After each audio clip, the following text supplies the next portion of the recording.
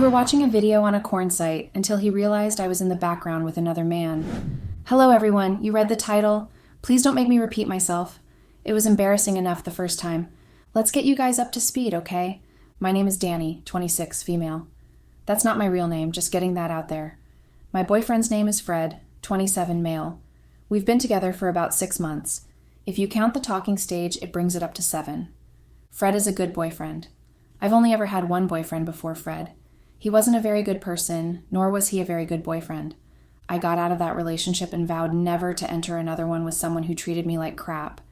I took a 4-year break from dating. It helped me find myself. I made friends. I got my master's degree. I discovered new hobbies. I rediscovered old hobbies. I started to heal again. I became a new person. When I thought I was ready to date again, I only had one condition. Absolutely no dating apps. None of my friends had had any success on any of them. The worst of the worst seemed to lurk on those apps. I wanted to meet someone organically. Everyone told me that meeting someone like that wasn't possible these days, but I didn't listen, and it paid off. One random day in the summer, I was just lounging around in my apartment. My roommates were out, so I was alone in our 3-bedroom. The power was out on basically the whole block, which meant that the air conditioning in our apartment was out, and it was so hot. I would later find out that that summer was the hottest one in the last 10 years. I was sweating through all my clothes. After a while, I couldn't take it anymore. I got dressed and went down to our local corner store. The plan was to stand in the grocery aisle and get some of the sweat dried up. They had a backup generator, so they had some power. Apparently, the entire neighborhood had the same idea. The place was packed, and no one was even buying anything. I was shoulder to shoulder with everyone trying to get some air. I'm pretty short, so I couldn't really see in front of me all so well. So naturally, after fighting my way through the E front of the crowd, I smacked my forehead right into the fire extinguisher. No one even moved, except for one guy, Fred. He was right next to me when I smacked into it. So when I stumbled back into his arms. He prevented me from falling. I was seeing stars, but even then I could tell that this man was my type. Brown hair, tall but not too tall, nice teeth, tan and fit. Are you okay?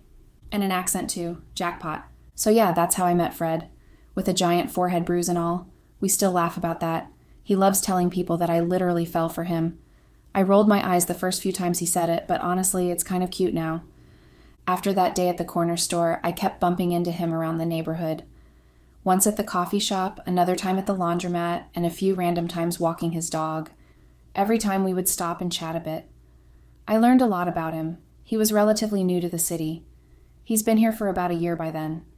But he was completely new to the neighborhood. Just about a month. A month passes, and we are friendly enough that I can call him a friend. Eventually, he asked me out for real. He looked all nervous and shy doing it too, the little cutie pie. Our first date was so easy, like stupidly easy. I'm not one of those people who instantly clicks with someone, but with Fred, I did. It just felt comfortable. By the end of it, it already felt like we'd known each other longer than a few weeks. After that, we just kept hanging out.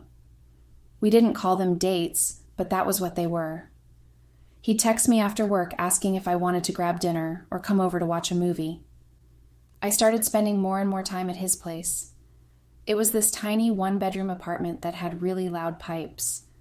I'd go over and hang out with him and his dog. He'd cook sometimes, which was a surprise because most guys I've dated considered cooking to mean ordering takeout. His food wasn't great, but it was effort, you know? The first time he took me to an actual sit-down restaurant, he properly called it a date. So technically, after 2 months of hanging, that was only our second date. We had a third very quickly after that. We got close fast, like finish each other's sentences fast. I think part of it was because we were both in that phase of life where we didn't want to play games anymore. We just wanted something real. And Fred was real. He was the realest man ever. He was kind, attentive, and actually showed up when he said he would. I didn't have to chase him or overthink everything I said or overthink everything that he said. He was super honest. If he said that he was going to be somewhere at a certain time, I could rest assured that he would be where he was supposed to be when he was supposed to be. He never made me feel bad for anything. He made me feel grounded. I could be myself around him. I tend to be messy, a little weird, and very moody. A lot of the people in my life had previously made me feel like I was too much. Fred never made me feel like that. We didn't even have a big define the relationship talk. One night we were watching a movie, I think Shrek of all things, and he just looked over and said, "So you're my girlfriend, right?" And I said, "Yeah, I guess so." That was it. From there, we got into a rhythm. Weekdays were usually separate since we both worked full-time, but we spent almost every weekend together. Saturday mornings were our thing. He'd come over to my apartment right after he got back from the gym. I'd make him a late breakfast and he'll take a shower. He'd follow me around or I'd follow him around as we did our little errands. Grocery shopping, dentist appointments, picking up parcels. Then we'd get back to mine to do absolutely nothing for hours. I honestly started to picture a real future with him. I could see us moving in together, maybe getting another dog, marriage, kids, the whole thing. And then, of course, life had to go and make a joke out of me. But yeah, I'll get to that part. Things with Fred were good. I had no complaints. I was perfectly happy. Kinda. Things were good for a while. But then, you know how relationships go. The honeymoon phase fades, and real life sneaks in. That's what happened to us. Fred got busier at work. He was trying to get promoted, which meant longer hours, taking on extra projects, and sometimes even weekend calls.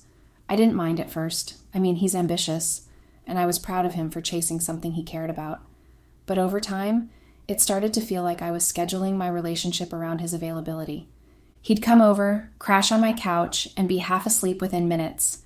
He'd apologize, I'd tell him it was fine, and we'd both pretend it didn't sting a little. I missed him, but I also didn't want to be that clingy girlfriend who guilt-tripped her boyfriend for working hard. Plus, what was the alternative? A bum who wasn't ambitious in his career and free-loaded off me on the weekends? Nope, never. Meanwhile, I had my own mess going on. Work was draining, and I'd started to feel stuck in this weird rut. I want to clarify that I was not unhappy or depressed, but I was definitely not jumping for joy every Monday morning either. I think the best word would be unsatisfied. My boss was impossible. My coworkers were nice but forgettable, and I was beginning to question if I was even in the right career. Plus, money was tight because I was trying to save up to move out of my shared apartment. So while Fred was stressed and overworked, I was anxious and understimulated. We were both tired, just in completely different ways. When we did get time together, we weren't really present with each other.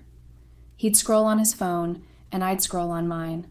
Sometimes we'd watch a show and not even make it halfway before one of us fell asleep. Conversations turned shorter. They weren't deep anymore. It felt like we were always asking questions about logistics, rather than having an actual connection. What time are you free? Did you eat? Did you walk Max? Long story short, we were basically running on autopilot. I kept telling myself it was just a phase. Every couple goes through rough patches, even the strong and very in love ones. But the phase went on longer than I thought it would. So naturally, we both got a little frustrated with each other. We started misreading each other's moods. I'd get quiet when I was sad, and he'd assume I was mad. He'd get distant when he was stressed, and I'd assume he didn't care.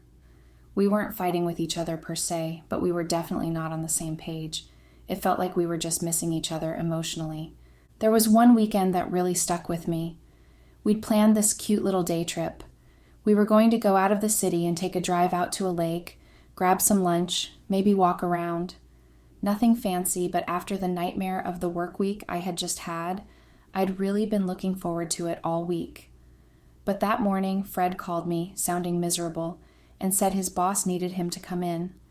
I said it was okay, but after hanging up, I just sat there in my car, fully dressed and ready to go, and started crying. He came over that night with takeout and flowers. We watched a movie, made small talk, and pretended things were fine. But it felt weird. I think that weekend stuck out to me because it was a real turning point in our relationship. Things never really went back to normal after that. It was like we both started trying too hard in all the wrong ways.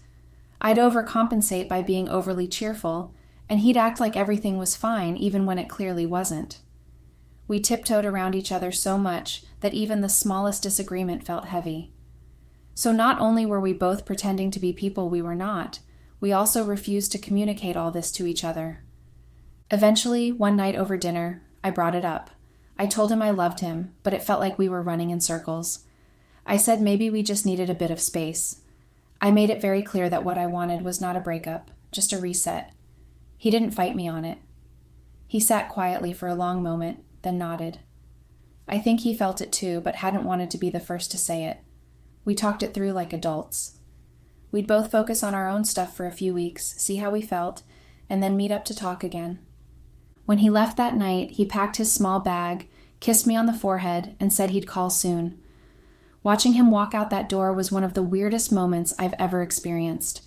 I was sad to see him go, but ultimately I knew that this would be good for us. It still stung, though. That night, I barely slept. The apartment felt wrong without him there. His extra toothbrush was still in the holder. His hoodie was still draped over the couch. A copy of the book he read before bed was still sitting on my nightstand. We texted here and there, but we had a rule. Nothing deep, just check-ins. I missed him like crazy, but I didn't want to be the one to cave first. I thought giving him space was the mature thing to do. Spoiler, that's not how it worked out. A week into the break, I met Tyler, 30 male.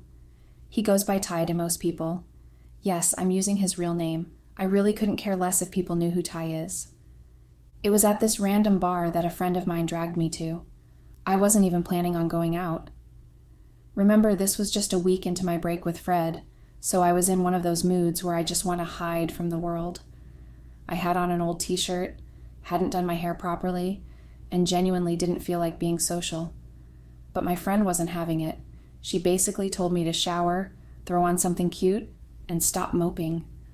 She refused to leave my house until I did. Hate to admit that the shower did make me feel a little better.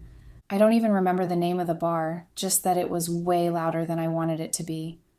A big group of people that I knew were there, and all of them were already tipsy when I got there. I tried to keep up, but I genuinely was not having any fun.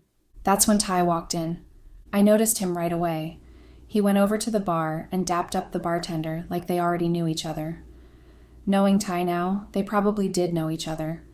We ended up next to each other when I went to get another drink. I could feel his eyes on me as I waited for the bartender to hurry up. Eventually, he started talking to me. I replied. The beginning of the end, really. I found out he was a photographer. He did weddings, events, portraits, the whole deal. Apparently, he'd lived in a bunch of different cities before landing here, which sounded kind of exciting compared to my very average routine life. I'd only ever lived in one place. But Ty had so many stories about so many different places.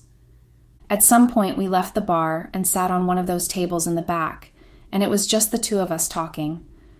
I didn't even notice how much time had passed. We were laughing, joking, sharing random details about our lives like we'd known each other longer than a few hours. He didn't ask for my number that night, which honestly made me like him more. I knew he wanted to, but he also noticed that I brought Fred a lot. He probably wanted to respect that, even though I gave no indication that I was in a relationship. At the end of the night, we just said goodnight to each other and went our separate ways. As life would have it, 2 days later, I ran into him again. It was completely by chance. It was early in the morning, and I was grabbing some coffee from Dunkin' before work. I looked a mess. I turned around, and there he was, standing right behind me in line. We both just started laughing.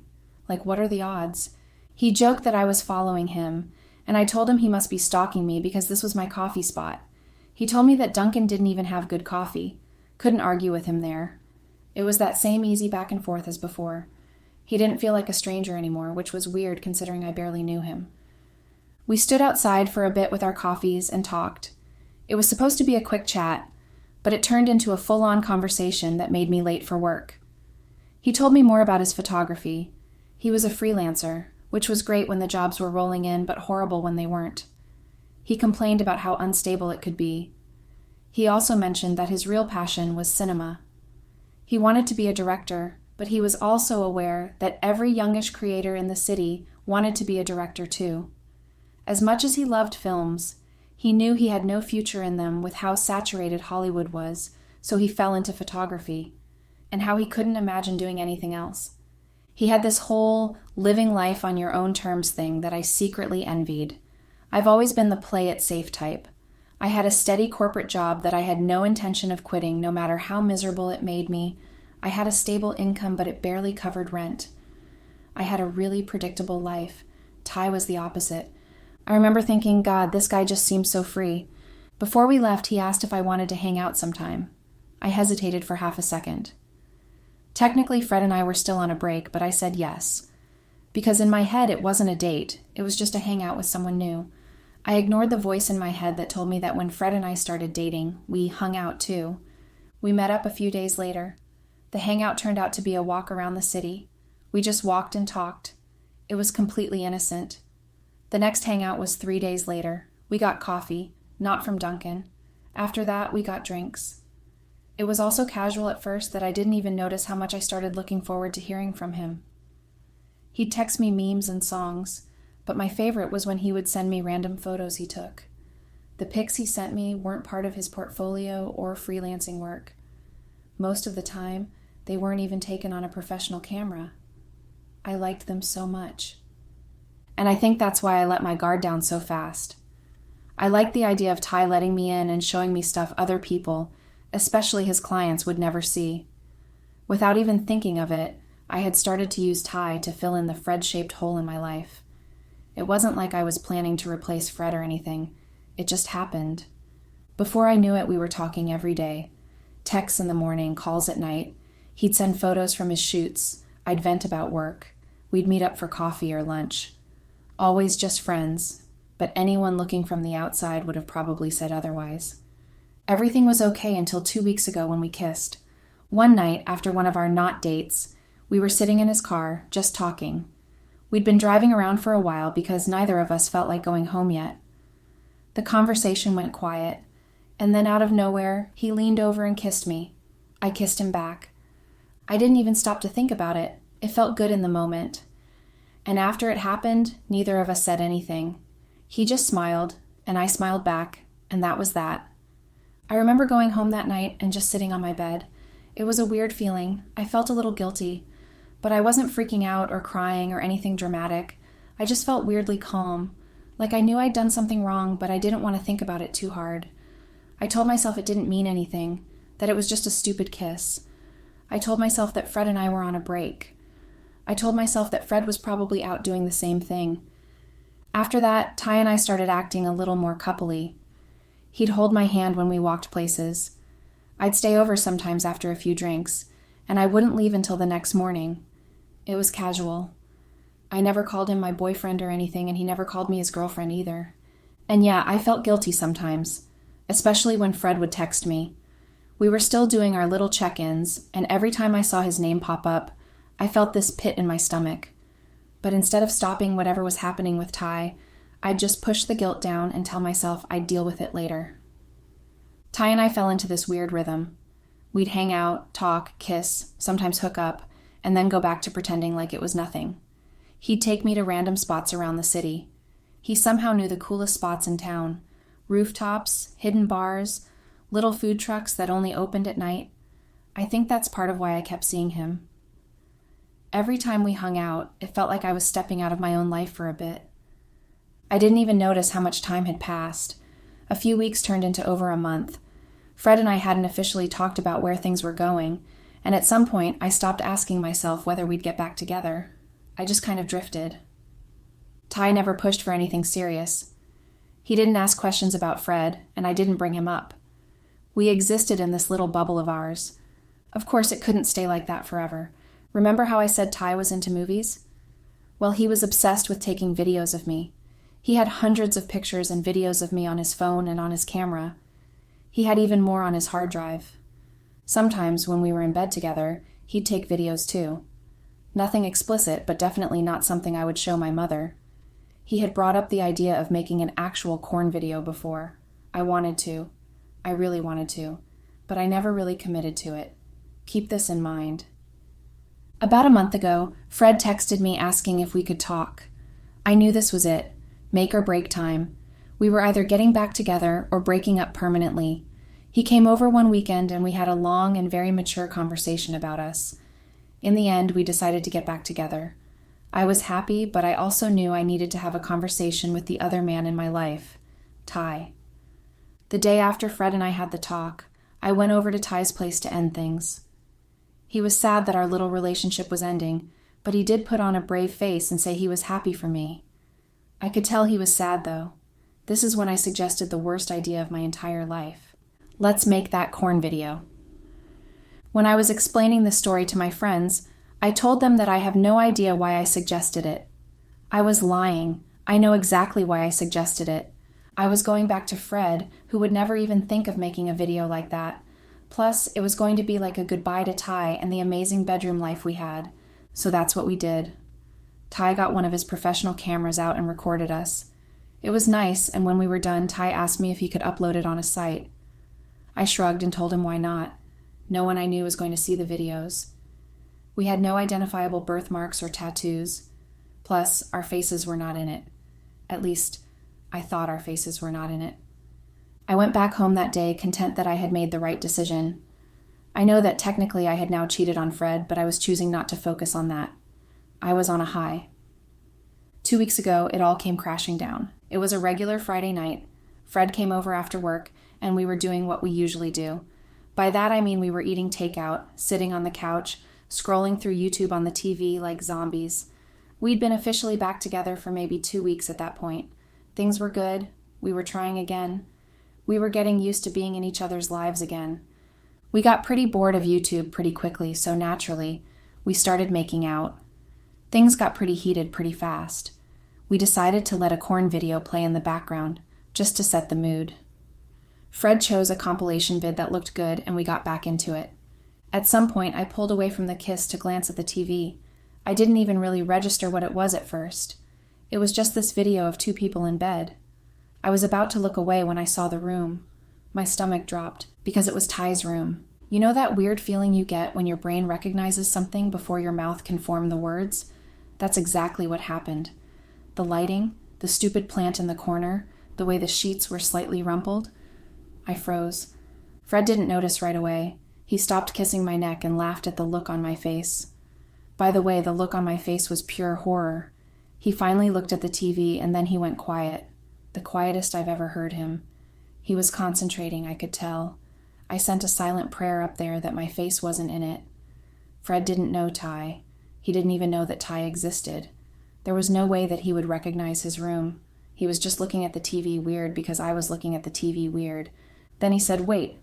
And that's when he saw me. Because yeah, my face was in it. Not for long, but it was there. Not enough for a stranger to notice, but enough for someone who knew me. I swear, the whole world went silent. I could hear my heartbeat pounding in my ears. Fred just sat there, staring at the screen, remote in his hand, mouth slightly open like he was trying to form a sentence but couldn't. He kept going back to pause at the exact moment. He finally got it on the 3rd try. Yep, that was me. No denying that. I remember saying something really dumb like, "Fred, it's not what it looks like," which was insane because it was exactly what it looked like. Fred didn't even bother to listen to me. He just got up, turned off the TV, and said, "I'm going to need you to explain this." And I just started talking. It was more of a ramble, really. I told him the entire truth. Everything about Ty, about the break, about the goodbye video, about how I didn't think our faces were visible. I was crying. He was just standing there. And the more I talked, the worse it sounded. At one point, he sat down, put his hands over his face, and just muttered, "I can't believe this." He asked me when Ty and I made the vid. I knew that if I told the truth, I had no hope of coming back from this one, so I lied. I told him that we made the vid just a few days before officially got back together. Fred was suspicious. He took the remote and went down to the info page. Before I could figure out what he was doing, he was already sarcastically laughing and saying, "Of course," under his breath. I looked at what he was looking at, the day it was uploaded, just a day after we had gotten back together. Now he knew that I had cheated on him, and I lied about it too. Fred got up again, said he needed air, and left the living room. It took me 3 minutes to realize that he had left my apartment completely. I tried calling him like 20 times. No answer. That night was horrible. I didn't sleep. I just sat on my couch, staring at the blank TV screen, trying to piece together how the hell my life had managed to implode so fast. The next morning, his mom called me. His mom. I have no idea how she even got involved that quickly, but apparently Fred went to his parents' place, and when his mom asked what happened, he told her. She told me, and I quote, "You need to let him go." I don't even remember how I responded. I think I just hung up and started crying again. When I finally pulled myself together enough to drive over to Fred's apartment, his car was gone. His neighbor told me he'd left early that morning.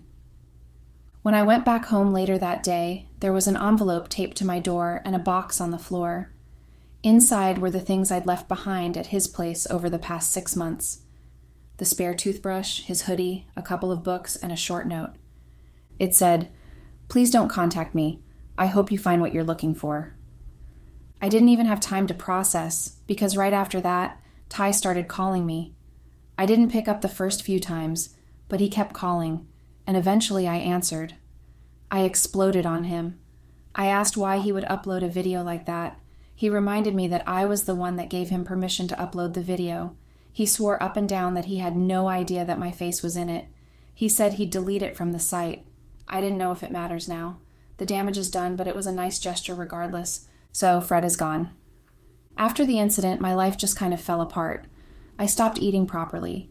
I'd go days without showering. Work was hell because I couldn't focus. My manager actually pulled me aside one day and asked if everything was okay. I lied and said I was just sick. And the cherry on top? Ty ghosted me completely. I guess the guilt or the mess got too real for him. The guy who once couldn't go an hour without texting me just vanished into thin air. I heard through a mutual friend that he'd picked up a big photography gig out of town in the suburbs, and that he was doing really well. Of course he was. Meanwhile, I was barely functioning. Fred, from what I've heard, is moving on. It's just been 2 weeks, and every Instagram post from him is him smiling, looking happy, surrounded by friends. It physically hurts to look at it, but I couldn't stop checking for the first few days. I deleted all my social media for a while, but then I came back because I couldn't take the isolation anymore. That's when I ended up writing this post. I guess I just needed to get it out somewhere. I am looking for sympathy. I know I messed up. I know I hurt someone who didn't deserve it. But I also can't help feeling like I'm drowning in the consequences of one stupid decision. Nobody in real life is taking my side in the matter. I'm sure some would if I told more people, but it's embarrassing enough telling the 5 people I have told. Thankfully, the internet is anonymous, and even if you guys judge me, you don't know me, so it really doesn't matter in the long run. I keep replaying that day in my head. Let's make that corn video. Like, what was I even thinking? Why did I think that was some poetic goodbye instead of just insanity? Also, couldn't I just have, bought him another plant or something? Just plain stupidity from me. So yeah, that's where I'm at. Anybody have some encouraging words? Comments. Commenter 1. This has to be the stupidest cheating story I've ever heard. What in the world is wrong with you? Commenter 2. Oh no, not the consequences of my actions. I mean, what did you expect? I have no sympathy for you. I wish Fred the best, though. He sounds like a great guy. Update. 2 months later. Hey again, it's Danny. Yeah, that Danny, the corn video girl. God, even typing that makes me want to crawl into a hole. So, it's been a couple months since everything went down, and honestly, I wish I had a fun comeback story to tell you, but I don't. Things didn't magically get better. The first month after everything blew up, I tried to act like I was fine. Fake it till you make it, baby. I went out with friends, forced myself to laugh, even re-downloaded a dating app at one point. I deleted it after one day because every guy just reminded me of how badly I missed Fred. I thought I could distract myself out of the guilt, but safe to say that that didn't work. I think the worst part is that Fred really did move on. I saw him once totally by accident. I mean, we still live in the same neighborhood. I was bound to see him at some point. I was at the park near his place, and he was there walking his dog, Max. If you read the original post, you would know that that was our Saturday morning tradition. He looked good, which hurt more than I thought it would. I froze. He saw me too. He nodded and then walked away before I could say anything. I went home and cried for hours. A week later, I caved and texted him. Hey, can we talk? He replied 3 hours later. There's nothing left to talk about, Danny. I wish you the best. I tried calling after that, but he didn't pick up. That was the last time we spoke.